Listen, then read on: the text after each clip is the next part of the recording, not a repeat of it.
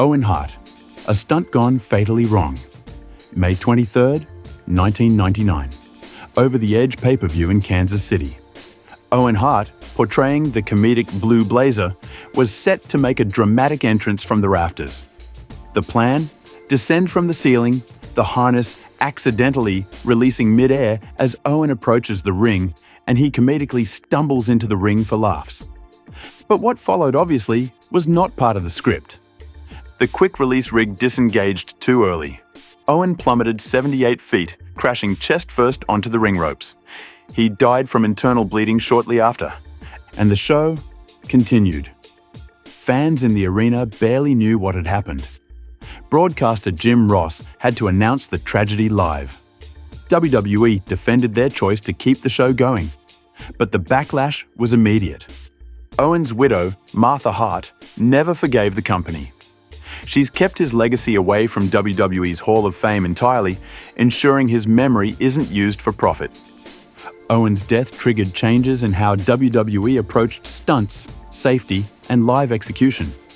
But the damage had already been done.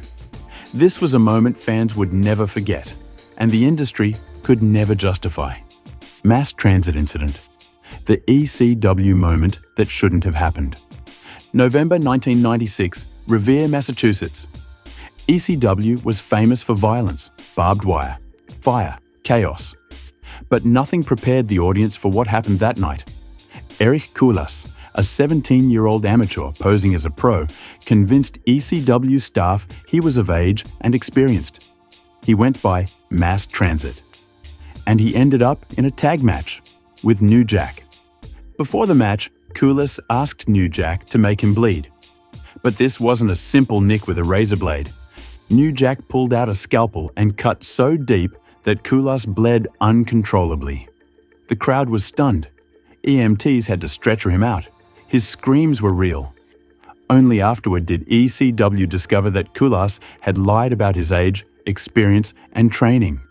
The blame spread everywhere. On the promoter, on New Jack, on the culture. And it's a moment that should have never happened. Vince McMahon and the steroid era on trial. In 1993, Vince McMahon stood before a federal judge, accused of overseeing widespread steroid distribution in the WWF. This wasn't just about drugs. This was about image. Vince wanted larger-than-life physiques, and for years, performers chased that look with help from performance enhancers. But by the early 90s, the government had taken notice. The case leaned heavily on the testimony of Hulk Hogan. But instead of burying Vince, Hogan distanced himself, claiming he had used steroids, but not under McMahon's direction. It was enough to clear Vince. He walked free. But the damage was long-term. The case shattered illusions. It revealed the lengths wrestlers would go to just to meet expectations. And it exposed how little wellness oversight existed at the time. Years later, the wrestling world saw the cost: heart attacks, addiction, and shortened careers. The trial may have ended, but its shadow lingered for a generation. Plane ride from hell. In 2002, WWE chartered a private flight from the UK back to the States after a long tour. On board, a who's who of the Attitude Era. The result? Chaos. Alcohol flowed non-stop. Fights broke out. Wrestlers played pranks, ribbed each other, and made a mess of the aircraft. It was wrestling's version of Lord of the Flies. One wrestler got knocked out. Another had his hair cut off mid-flight. But behind the jokes and rowdy behavior were stories that didn't age well. A flight attendant later came forward, detailing how the environment felt unsafe and out of control. WWE settled out of court. Bruiser Brody, the murder that never got justice. July 1988, Puerto Rico. Bruiser Brody, one of wrestling's most feared and respected brawlers, was backstage at a WWC event. He was approached by fellow wrestler and booker Jose Gonzalez. What happened next is still chilling. Gonzalez took Brody into a shower stall and stabbed him. Brody later died from his injuries. The crime occurred in a locker room with other wrestlers present. But when the trial came, key witnesses weren't present. Some didn't receive subpoenas. Others claimed they were too afraid to return to Puerto Rico. Gonzalez was acquitted. It was ruled that Gonzalez killed Brody in self-defense. He went back to working in the wrestling business.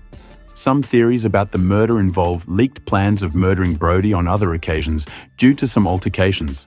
Others say that this was a blatant cover-up story. Others say that the trial was tampered with and prosecutors were paid off.